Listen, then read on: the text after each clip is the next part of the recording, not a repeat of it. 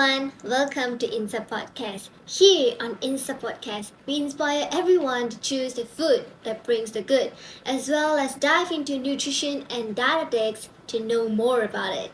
I am Evon, the host of today's podcast, and also a dietetics student that currently studying in IMU from DM120 cohort. Hope you enjoy the time with me. As a kickstart of INSA Podcast, it is an honor to have Mr. Leonard Yap as our very first guest share about the career pathways of dietetics graduates. So, in this episode, we're here to clear doubts and provide you more information of your future career. And hopefully, you'll find this episode very helpful. And well, me myself as a dietetics student, I am really excited to know more about my future career and perhaps some interesting stories from Leonard. Just a brief introduction about Leonard. Leonard is my big senior. He graduated from IMU Dietetics with Nutrition program in 2017, and well, he is really cool. He has been exploring a lot of opportunities after he graduated from IMU. Not only is he a chef and a dietitian primarily, he runs his own business and also works in LiveSmart as a commercials and partnership manager and senior dietitian. Sometimes he even held a lot of talks and workshops. FYI, he is also a member of MDA, Malaysian Dietitians Association. Wow, I really can't wait to see him. Without further ado, let's go. Okay. Hello, Leonard. Nice to meet you. I'm Evon, the host of today's podcast. It's really wonderful to have you today with us. And I'm really happy to meet you in person, although it's still virtually. So first, would you like to introduce yourself to our dear listeners? Sure. Nice to have you guys as well. I'm Leonard. I graduated a long time ago in 2017 from the batch of DN113, Dietetics with Nutrition. And I currently serve as a dietitian in my own practice, in my own consultancy. I do a lot of F&B consultations, and I do also serve as a senior dietitian and also the commercials and partnerships manager of a healthcare startup called LiveSmart.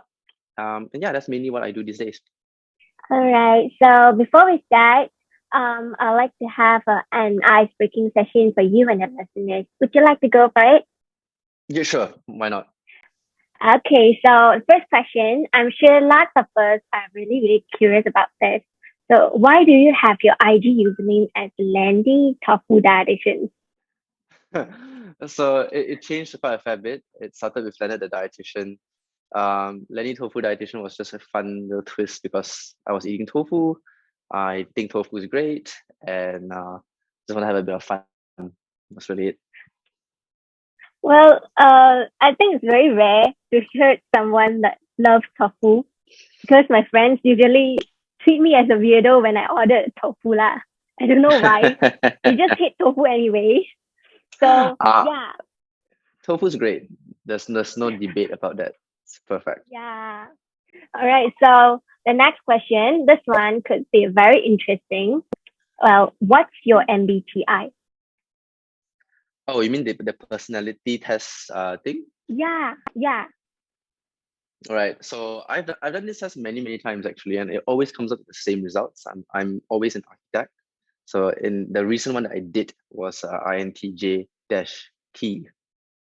INTJ. Yeah, that's right. Wow, this could be very interesting. You might be very curious why I asked this question. Just a sneak peek for you and my listeners. We will have an episode that discusses about the MBTI that suits for being a dietitian and nutritionist. So you can check on that when the episode is out. So our dear listeners, if you are interested, do stay tuned for that. All right. So that's all for the ice breaking. Are you ready to go into our main topic today, the career pathways of dietetics graduates? Sure, let's do it. Okay, so let's start off with your studies and career. I actually asked a lot of people this question, including my juniors, and I usually got a lot of interesting answers, many kinds of answers. So would you like to share why do you choose dietetics as your tertiary education? So It's actually quite a long story. In fact, my story is quite weird, actually. So please bear in mind if you're listening to this, this is not a reference point that you should use. But long story short, right? So I was child obese, and I kind of cooked my way out of obesity, actually. So I started making my own food and stuff like that. Back then, you had Jamie Oliver, who was like running the Naked Chef series back in the early 2000s. And yeah, so I kind of took my way out of that. And then as I progressed in life, in high school, in college, I got very much into food. And so I started wanting to do more in the restaurant world and stuff like that. And then that kind of led to a turning point, or a crossroads, if you will, between food science and nutrition. I went on with nutrition, and dietetics was a lucky accident, if you will, because I, at that time, was already working on the side. And so, to be honest with you, at that point of time, tertiary education made very little sense to me. I was just doing it because I need a degree. And so I wanted to do the nutrition program, and then the person at the university told me, hey, look, we have this program that's 4 years long. It's one extra year, and it's called dietetics, right? You should do it. Okay. And that was basically how I got into dietetics. I did not know I was going to go to the hospital until like year 2 or year 3. And boy, was it a shocker, right? And that's how I got into my tertiary education program. It was more of a happy-lucky accident, I'm afraid. I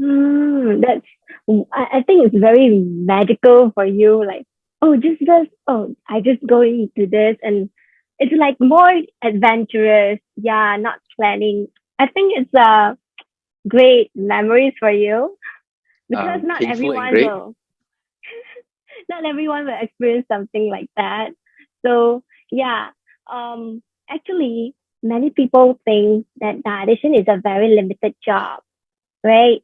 So can you tell us more about the common pathways as a dietitian for everybody to know more about it? Yeah. Right.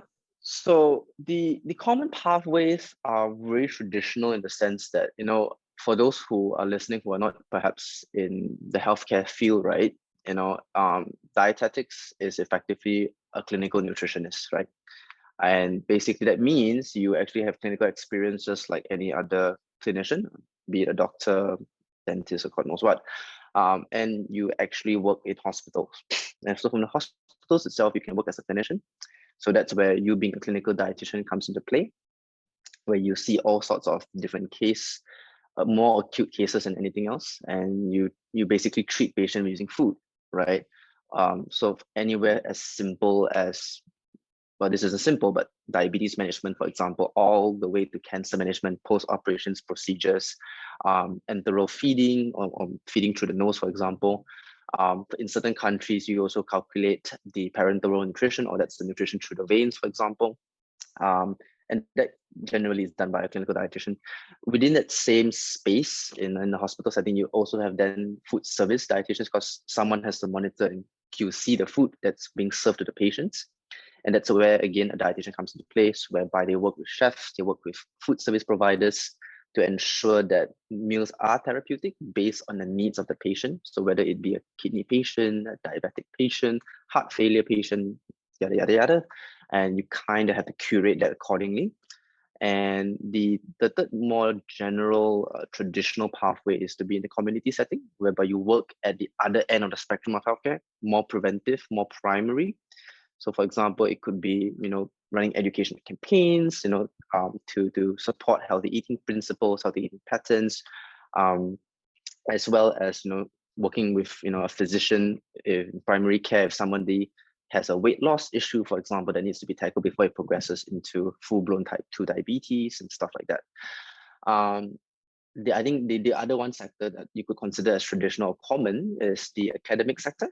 And so that's when you graduate from an undergraduate, and then you proceed on to do your master's, your PhD, and you work in a university, an academic setting, to do either clinical research or even industry-funded research as well. All right. Since you have mentioned about clinical just now, while doing some research about you, I saw you have done your final year in Apollo Hospitals in Chennai, India, right? What inspired you to do so? Maybe you can share about your experience there too. So I remembered, at year 3, I started enjoying dietetics quite a fair bit, being in hospitals, being in doing research and stuff like that. I really enjoyed it. And so during semester breaks, I would go for placements like IGN or God knows where, right? And in IGN specifically, it was obviously where I met at that point of time, Puan Mary Esau. And so that was when, we became good contacts. And I remembered, planning for external. I said, hey, look, I have this amount of money left. And I went to her and said, hey, look, I want to go to King's College London. I said, I want to go to King's College London's hospital, and I would like to do my external placement there. Could you please write me a recommendation letter? And so she said, no problem. And so 2 weeks later, she told me to meet her back at IMU, which was, where she was. And I went there, and she passed me a letter. And she said, well, here you go. Here's your letter. But you're not going to London, you're going to India. And that is effectively how I went to India. So I went to India for a month. There's a lot of ups and downs, but yeah, that's how I went to India. So yeah, how do you feel like in clinical settings? Would you like to share about clinical settings, perhaps for the fresh graduates? They can imagine how does the clinical settings works like. Okay, so it really depends on a lot of factors. Are you in government? Are you in private? Are you in Malaysia? Are you outside of Malaysia? Right? So depending on the country you're in and how mature the dietetics and the healthcare environment has been, really changes how you feel like, right? But let's talk about Malaysia for starters. The government setting is a bit more intensive. It's a bit more rushed because there's just so many patients and there's so little resources. And so it's about you being efficient. And that sometimes means not providing the best quality of care possible. You don't have the luxury of time, right? But it's in the hospital as a clinical dietitian, it's very much doing ward rounds, getting patient referrals, seeing the patient, checking on them, following up on them, and really being on this journey with a patient from when they first got admitted, they got referred to you. In some hospitals, they don't need to get referred to you, but most hospitals do need a referral. And then they kind of like walk through with you this entire process with their treatments that's being prescribed by the doctors and whatnot, right? And you kind of follow through them with the recommended nutritional therapies as well. And you are not doing, in an ideal world, you're not doing just 5 patients a day, you're doing 10, 20 patients a day or more sometimes. And that's what we call that. Essentially, what I've just described to you is the inpatient setting. And there's also the outpatient setting, right? So these are the most common two that you will find. And the outpatient setting is where you basically have a consultation, just like what we're doing right now, and you're just chatting out with a patient who perhaps once was either in the inpatient setting, got discharged, and now is coming back for a follow-up. Or you have patients who are electively wanting to see you, maybe because it's weight loss, maybe their children aren't growing accordingly, and they got referred by a pediatrician to see you. And so those are the main two ones, the inpatient and outpatient, right? In the private care setting, it's a slightly bit more different. You still have the same mechanisms, obviously less volume, but the stakes are a bit higher because you are generally handling patients who are paying for your services. And so there's a bit more customer experience and customer user experience that you have to consider when providing your care. From a clinical position, you have to be very mindful about how people feel when you give them or suggest a treatment, as opposed to government, whereby this is my treatment, you take it or you leave it, right? Now, so in the private care setting, it's a bit more curated, it's a bit more user patient centric than the government center. But that's the general clinical sentiment, right? You are a clinician, you're doing your ward rounds, you're seeing patients both in the wards or outside the wards, across the board. That's about it, right? How busy can it be? Very busy. You are reaching the hospital at 8 a.m. in the morning, getting ready, and you start your ward rounds, right? And then you see your new cases. You have your multidisciplinary conversations with other providers, other doctors, other physicians, other specialists, depending on which wards you're in. And you kind of discuss different treatment modalities for different individuals. And this one really boils down to how clinically competent you are. The more competent you are and the more well-versed you are with other clinicians' work, then you can have more discussions, more robust discussions. where you can actually go, hey, no, doctor, I actually think that's not the best decision. We can actually do this instead, and da da da da da. And then after that, you kind of do your follow-ups for the rest of the day, and then you call it a day, basically. So it's quite packed, actually. But in a nutshell, that's how the clinical setting looks like. But according to what you say, I feel like if I step into clinical, I probably learn a lot because I get to see lots of cases and get touch base a lot of things. Yeah, I think it's great workplace for me in future, perhaps.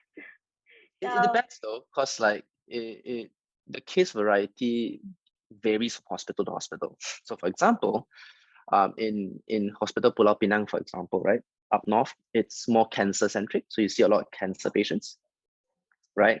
And then for other hospitals, it may be more famous for transplants, for example. So you see post-transplant patients and stuff like that.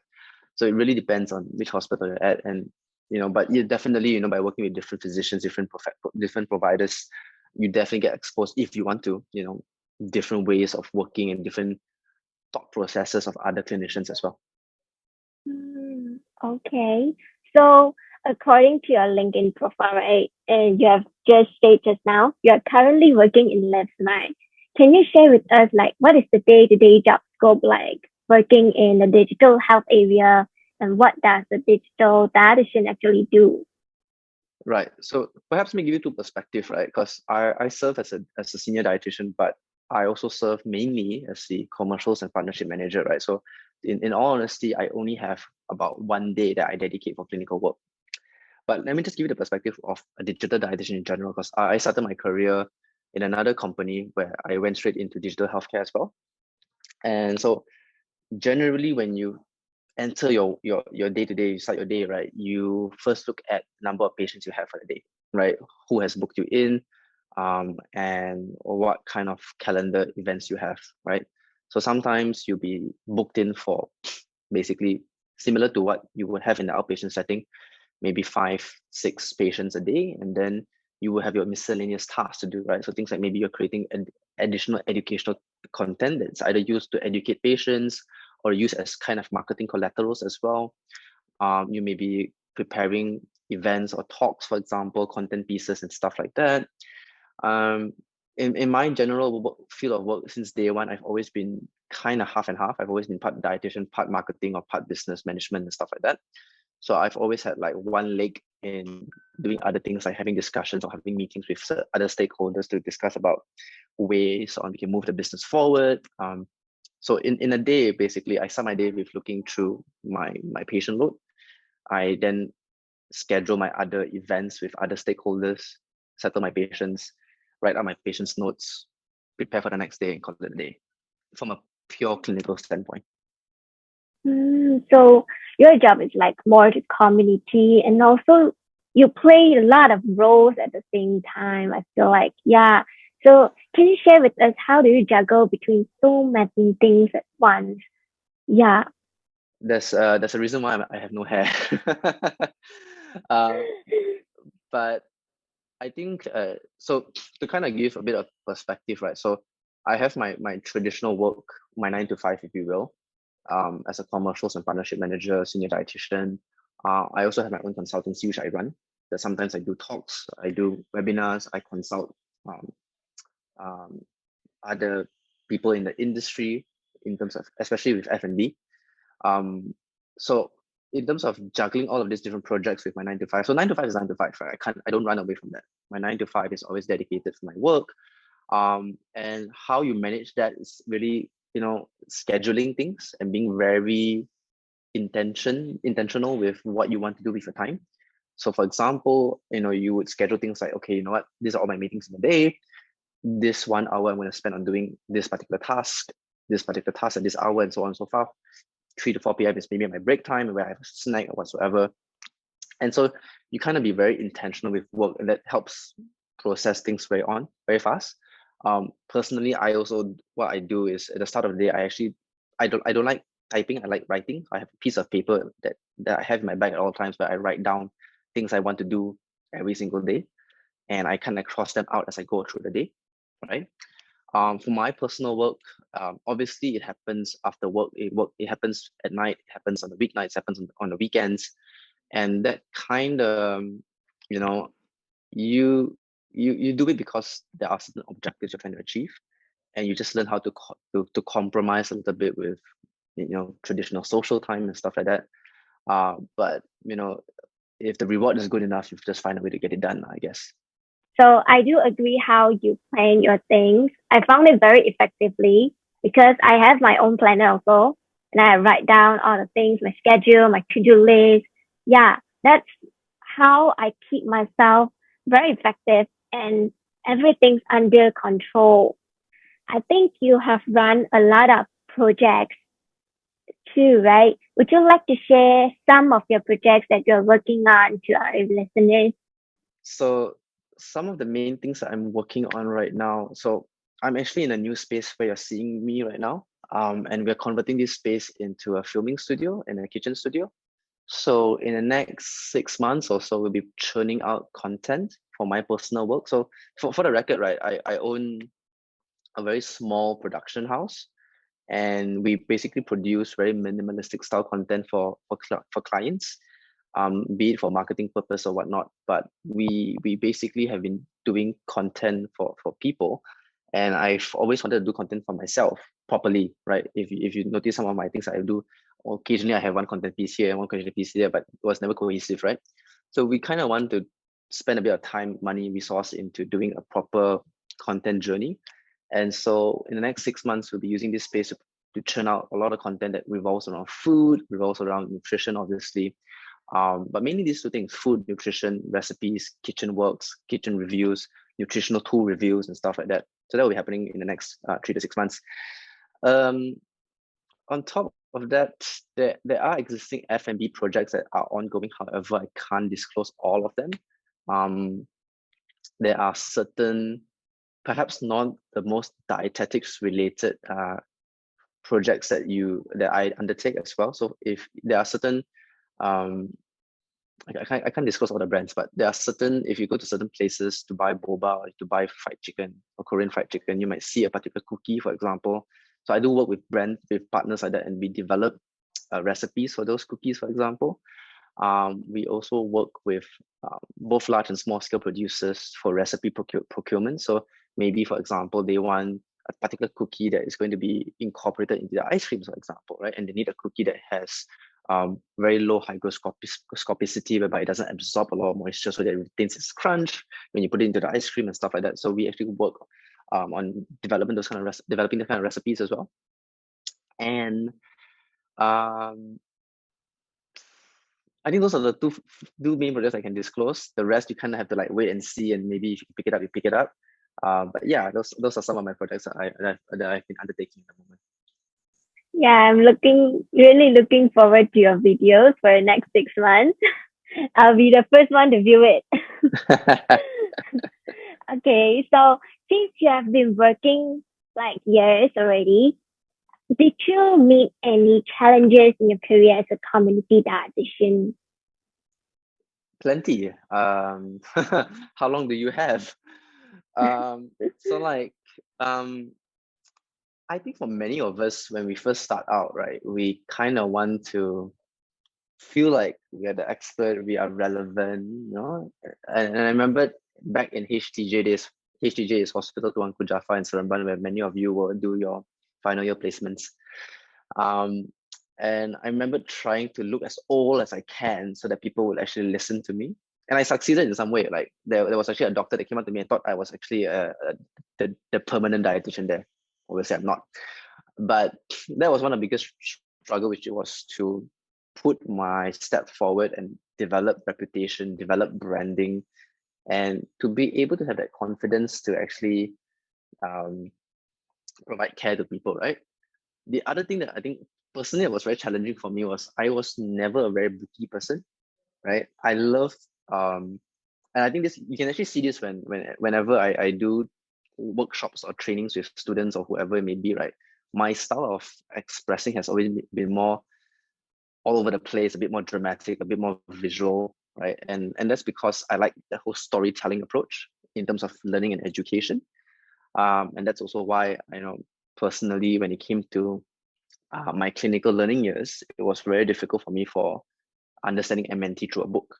It was much more easier when I was there with the patient and learning as I go, right? But the problem with learning as you go is that you're slow in the sense that people know and memorize everything already, and you're still trying to learn. So that was very difficult for me. I remembered, the other things that was a bit more challenging for me as well was to understand the sentiment of communication between a traditional government setting versus a private care setting. So obviously I'm speaking English right now, but when you go to the traditional government setting, you need to speak in Chinese, you need to speak in Malay. I went to India and they wanted me to speak in Russian. I don't speak Russian, by the way. Okay. Um, depending on where you go, there are different dialects and stuff like that. And with different dialects comes different cultures, and with cultures comes different ways of delivering information, right? So you may learn in motivational interview that you should ask and elicit a response. But in some real life settings, for example, where I was in Apollo in India, they were more autocratic in nature, and they had this very hierarchical position whereby they would give advice. So doctors and physicians are of a certain level and patients are of a certain level, right? And so there's no such thing as open conversations. This is what you do, this is what you eat. You eat two doses, nothing else. Don't eat Italy, you eat dose, that sort of stuff, right? So similarly, that was one of the biggest struggles I went through. Coming out, and I think this is very relevant to many people, which is something that we are still struggling with. Money was a big issue, in the sense that how do you generate enough value that people want to pay for your services, and not only just pay you, but pay you handsomely as well. You don't want to be working 24/7 and then buying bread for dinner, right? You want to have a bit more, you want to have options and stuff like that. And so that was definitely one of the biggest objectives and biggest challenges in the first couple of years. And I think those were some of my challenges. And if you have time, I'll go on into like a whole list of challenges for you, but for the sake of time, I'll stop there. So yeah, I think every job has their difficulties. It's how you overcome it and how you see things. Maybe these difficulties, these challenges is something that you will have reward in time in future. So yeah, now let's go to the bright side. Are there any special memories and moments in your work life? Oh yeah, that's plentiful as well. I mean, I still have one patient from my clinic kesehatan days when I was doing community dietetics placement that calls me almost every 3 months and says, how am I? And still catches up with me, right? They share with me, oh, what's my blood pressure reading right now? What's my cholesterol reading right now? And so cute, right? So this little nice little couple that stays in the Klang Valley. So that's one. I think more recently, there were times where we went through really intense struggles and challenges with my first job as well. I started my first job handling a project where I single-handedly had to manage approximately about 100 patients on my own digitally. And it was a very high-stake project because it was basically a sort of a competition between different competitors or different providers for that particular company to get the deal and basically offer their services to the other users within that company, right? So it was very nice at the end when we actually succeeded to get the most results in terms of weight loss, reduction in HbA1c within that particular population or sample size for our particular company back then. That was handled and managed by myself. That project lasted, I believe, about 5 to 6 months long, and it was like a constant process of chatting with the patients, sending them reminders to say, hey, look, have you weighed yourself? Have you done XYZ in terms of what I told you and stuff like that? I think more recently, some things that are more interesting is I've been working with different students, different people from different backgrounds to get projects up. So, for example, certain students that just graduated not too long ago from the date of this podcast from IMU, some of them worked with me and some of them will work with me moving forward as well. And so it's really fun to see that growth that I can contribute to. Yeah, I think those are a few things, and obviously progression of where things are headed towards to, and where my work is taking me to, is also a very nice, interesting, bright. Really happy to see you getting things so much, and you are achieving a lot of things that dietitians and nutritionists that dream of. Like, yeah, our dream, our imagination. Yeah. So as you're a person with so many hats, like not having just a 9 to 5 job at LiveSmart, the self-employed for many media projects, and also master in culinary certification. So I'm sure you have a lot of things to share with us. So we have compiled some of the questions that we and the students are very, very interested in. So the first one, from your experience, what are the characteristics and skills that are important for us before stepping into a career? Okay. So I think the first thing is you probably need to know what you want. And now that's easier said than done. So normally what I tell students is, well, if you don't know that, make sure you know what you don't want, right? If you know what you don't want, then you can kind of like reverse engineer and slowly discover what you want. I think for me, I've learned a lot by jumping into other sciences. So for the record, I'm a big fan of physics. I hated physics when I was in high school and college, for the record. But as I graduated and I wanted a different perspective of science, physics was there for me, and theoretical physics and understanding how the universe works and understanding how that transitions to nutrition was very insightful for me. And I think what I'm trying to get at here is that you need to have that sense of curiosity to always find out information, to always be willing to ask yourself, why and am I wrong? And be willing to say that, hey, look, I was wrong, and I'm willing to unlearn and relearn if I have to, right? And that's basically science, the whole principle of scientific learning. And I think the other thing is, for many people who are going to step into their career, this is a very ugly truth, but it's an important truth. You will probably be abused in some way, right? In a sense that you'll probably be asked to do a lot of work, a lot of menial work sometimes. And there's obviously a debate for ethics on whether that should be the case or not. But putting that aside, I would highly encourage people to not be afraid of it and take it up with stride to kind of learn as much as you can, right?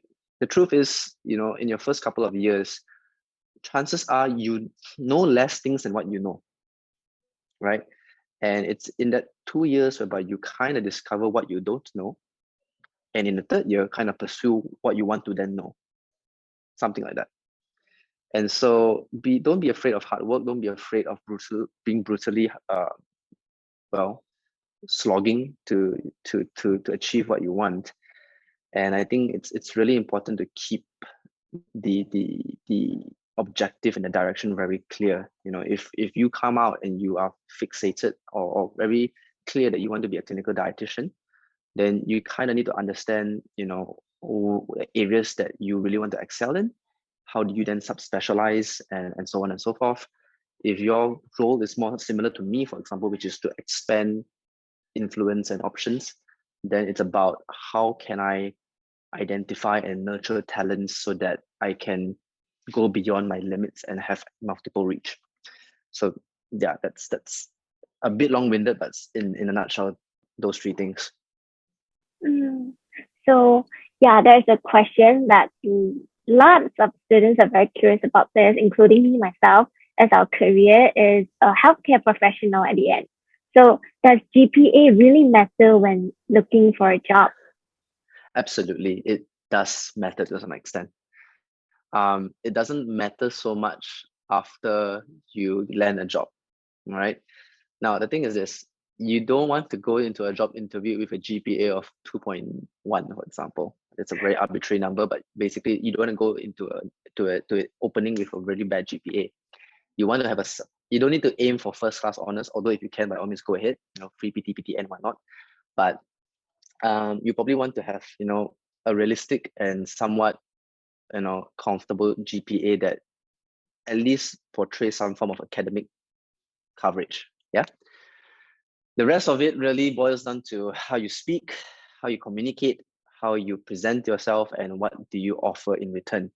At the end of the day, especially I feel in the Malaysian market, it's about capitalism, right? It's about what are employers getting in return for hiring you, right? And are you solving a problem that they currently have, and ideally for a price that's cheap so that they make more money, right? And so how do you then angle yourself in a way from a healthcare perspective that shows that kind of value is going to be much more important once you've landed yourself through the door. But the GPA, a decent GPA, is what lands you to that door first. And then how you take things from there is definitely not related to your GPA anymore. Gotta work harder. Yeah, so there's a lot of freshies ask this question as well. Can you give us some tips when selecting the career pathway, like whether to go from clinical, sports, or community settings?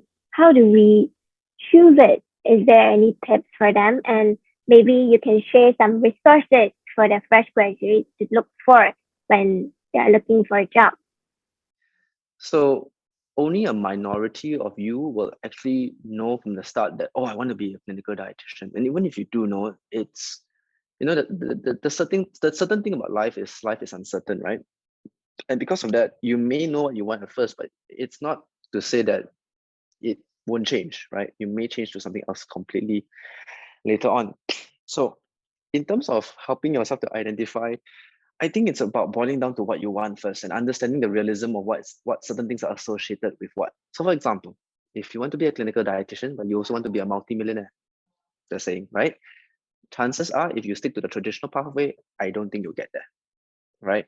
With a confidence interval of 95%, I don't think you'll hit multi-millionaire status by the traditional pathway of a clinical dietitian alone, right? So then you kind of need to take a step back and say, hey, look, if I want to still be a clinical dietitian, but I still want money, for example, what can I then do to add more value, to either do things on the side or to then change up the entire industry so that you can then have a wider reach and more value to offer to a much more bigger base of people. The truth is you don't really know whether which field you want to go in until you have a bit of taste of all of them. And a lot of it will be based on realism in the sense that what kind of lifestyle do you want? You know, do you foresee yourself waking up at 5 a.m., going to the food service setting, getting ready for the morning shift, settling everything, going home by 4 p.m., for example? Or do you see yourself as someone that sees patients every single day, you know, come back home at quite late? Sometimes, depending on the hospital, if the doctor or the team you're in requests you to be on standby, you may have to be on standby as well. You know, or do you see yourself in a community whereby you are reaching out with people who may not want your advice, by the way, but you are there because you know they need your advice. And then from there, you kind of need to kind of extrapolate and see what kind of lifestyle does that offer me in return, right? And so if you want to be very realistic about it, you kind of then quickly realize that you either have to contribute more value or you kind of have to play around with areas beyond traditional dietetics. Some of you who are more results oriented in terms of, and there's nothing wrong with this, in terms of money, for example, you may be very drawn towards going to the pharmaceutical line or sales line, for example. And as long as you're doing it in an ethical fashion, I don't see any problems with it. And there's nothing wrong with that, right? So it boils down to what you want. Now, in terms of things to look out for when you're going for your first job, I think be willing to be humble in the sense that you may be right, but chances are people will think you're wrong. And that's a very important thing, right? Until you have that really good platform to showcase yourself, you don't really have a lot of evidence going for you. And so it's really important to build your evidence portfolio, so to speak, right? And create that experience to then be able to say confidently and postulate confidently to make certain key remarks about how a company shifts and a company executes certain procedures and stuff like that. So be very humble. I think that's very important. The other thing is also to look at companies from a perspective of not just getting the job, but also understanding what you want to learn out of it.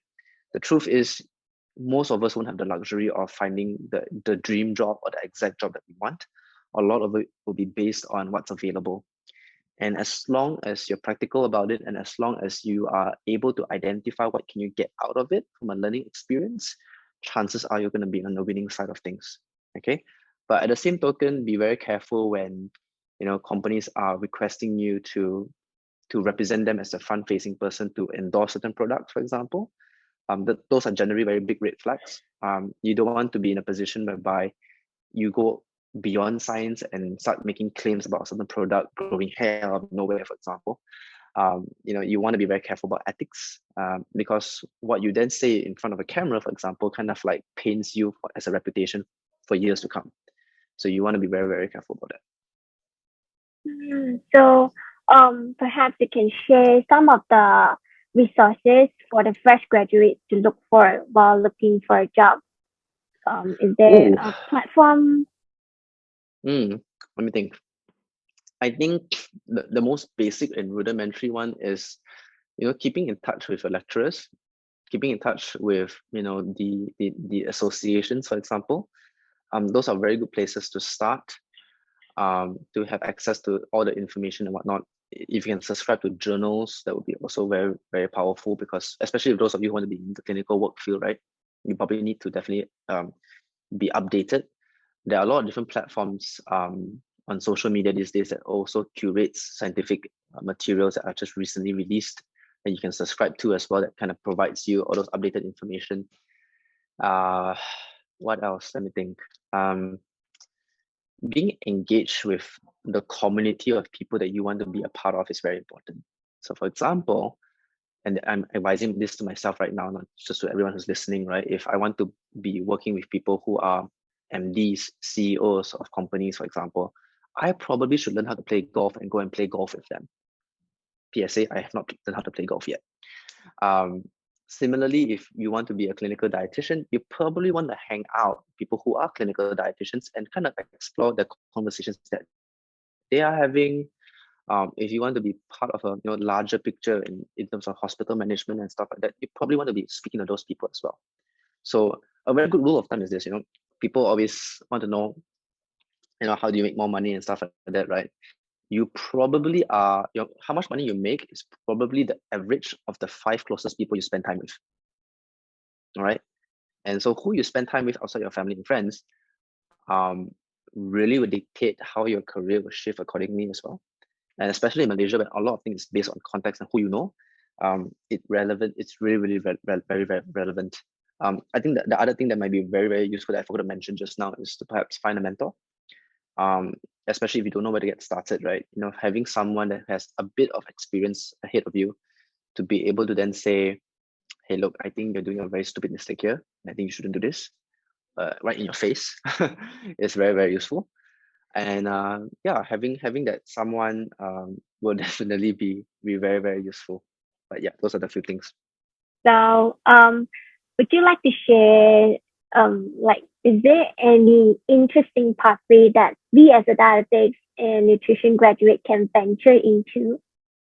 Right. There's a lot actually.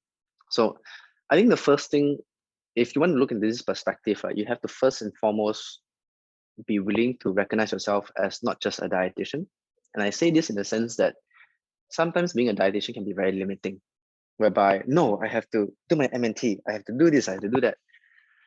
And the moment you can kind of step away from that and just say, hey, look, I'm just an individual looking to explore new stuff, widens your horizons quite a fair bit. And so like in terms of new areas, right, I started my career in nutrigenetics. And so genetics is a huge thing. If you look into the biotech side, where that is going to, from obviously directly to healthcare is one. From cancer marking testing, there are new technologies being developed whereby they use free floating DNA to indicate the level of progression of certain cancers, for example. That's very novel, very new. It's not really out in the market yet. There are areas in the microbiome, for example, from an academic point of view, as research to an execution point as well, whereby you are explaining and educating people about gut health, for example.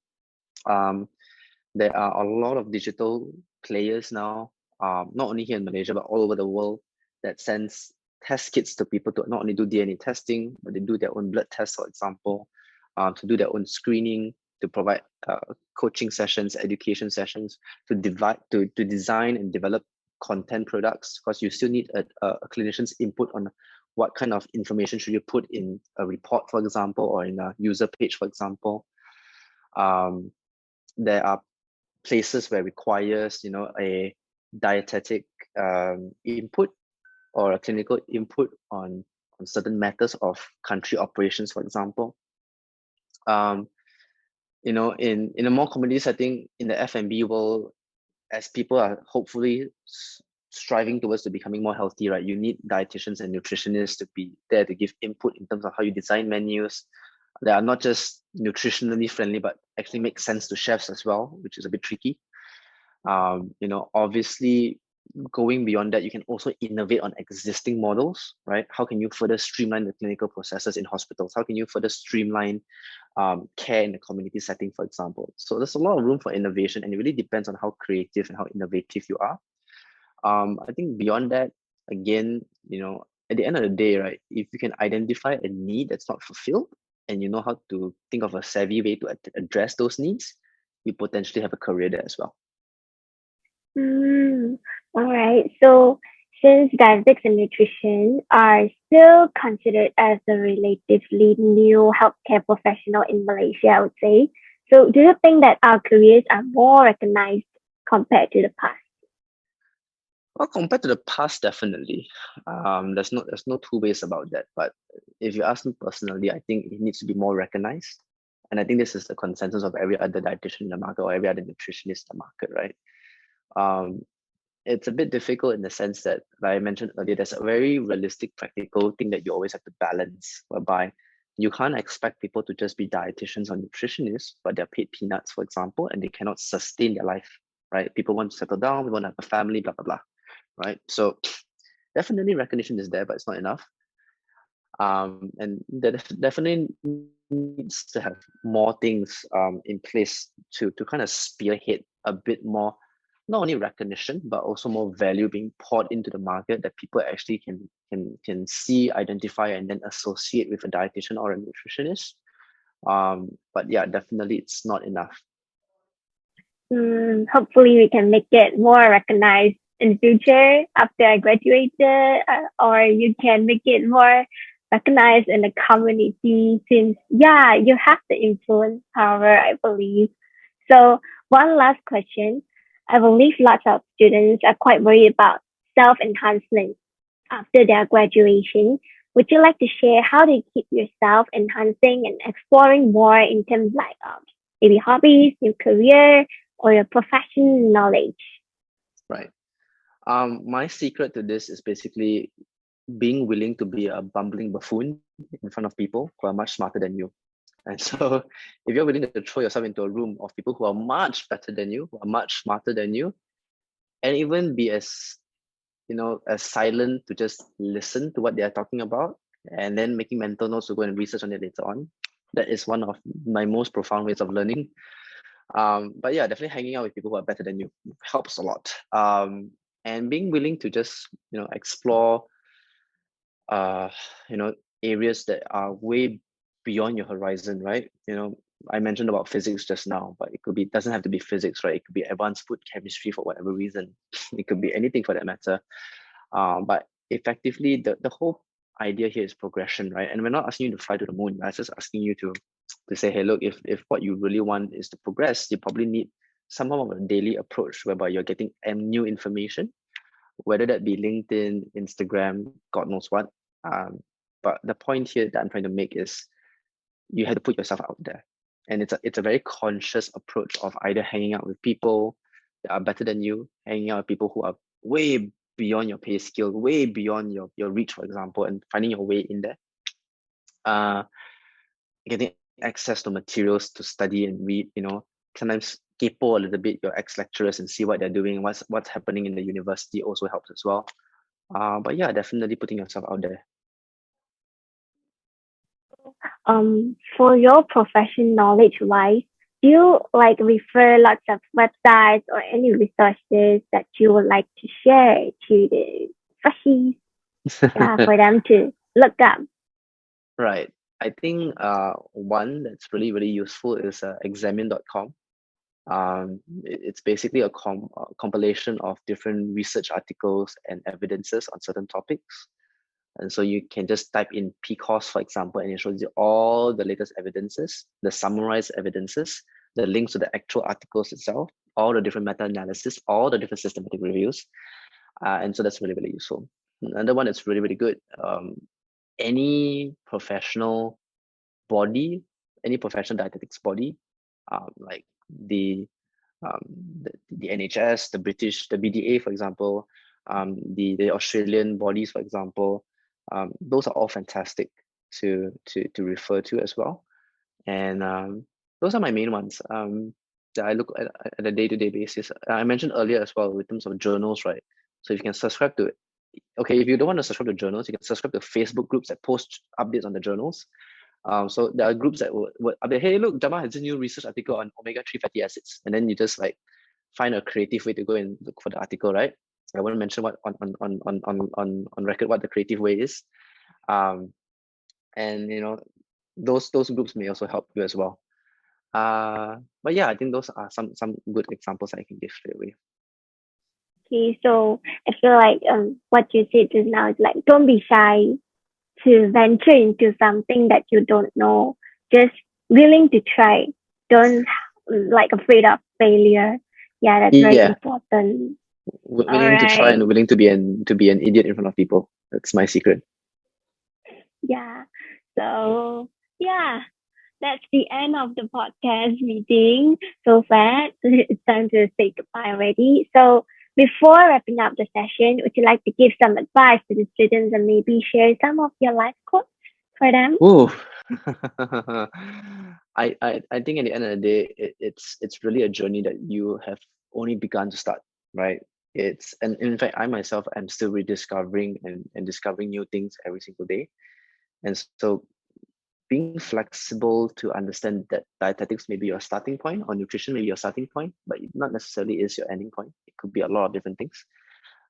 It's very relieving to understand. I think at the end of the day, you know, have a bit of fun with it. Don't be overly stressed out about it. You know, and at the same time, be curious to consider exploring things that are way above you, and you'll be surprised where it ends you at the end of the day.